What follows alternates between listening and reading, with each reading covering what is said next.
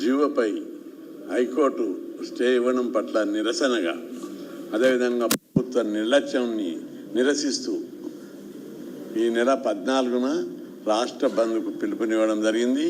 దాదాపు 22 బీసీ సంఘాలు సమావేశమై ఇది బీసీలకు తీవ్రమైన అవమానం, హైకోర్టులో వేసిన కేసు ఏ విధంగా స్టే ఇస్తారు, బలమైనటువంటి జనాభా ఉన్నటువంటి బీసీలకు ఇచ్చిన రిజర్వేషన్లను జీవో ఇచ్చారు.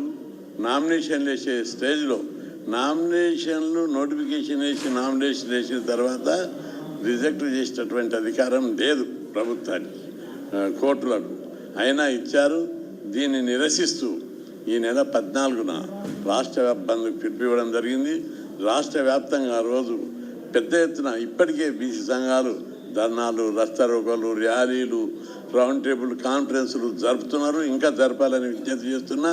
14 నాటి బంద్కు అందరూ కలిసికట్టుగా కుల సంఘాలు, బీసీ సంఘాలు, ఉద్యోగ సంఘాలు, విద్యార్థి సంఘాలు అందరూ కలిసికట్టుగా మద్దతు ఇవ్వాలని, అన్ని రాజకీయ పార్టీలు కూడా మద్దతు ఇవ్వాలని ఈరోజు బీజేపీ నాయకుడు కిషన్ రెడ్డి గారికి కలిసి బంద్కు మద్దతు ఇవ్వాలని కోరడం జరిగింది. పార్టీలో చర్చించి మద్దతు విషయం సానుకూలంగా తీసుకుంటామని హామీ ఇచ్చాడు. ఈరోజు రాష్ట్ర ప్రభుత్వం కోర్టు బీసీల నోటికాడి ముద్దను లాక్కుంది. రాష్ట్రంలో ఉన్న బీసీలు దీన్ని జీర్ణించుకుంటలేరు. పెద్ద ఎత్తున దీనికి వ్యతిరేకంగా ఉద్యమించాలి. తెలంగాణ ఉద్యమం ఎట్లొచ్చిందో బీసీ ఉద్యమం కూడా అదే తీవ్ర స్థాయిలో వస్తుంది. బీసీలు, కుల సంఘాలు, బీసీ సంఘాలు, నాయకులు పార్టీలకు అతీతంగా, రాజకీయాలకు అతీతంగా, కులాలకు అతీతంగా ఉద్యమించడానికి సిద్ధంగా ఉన్నారు.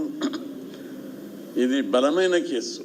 ఒకవైపు జీవో తీశారు, అసెంబ్లీలో బీజేపీ పార్టీ మద్దతు ఇచ్చింది, అన్ని పార్టీలు మద్దతు ఇచ్చాయి, కిషన్ రెడ్డి గారు మద్దతు ఇచ్చారు, పార్టీ పరంగా రామచంద్రరావు కూడా మద్దతు ప్రకటించారు.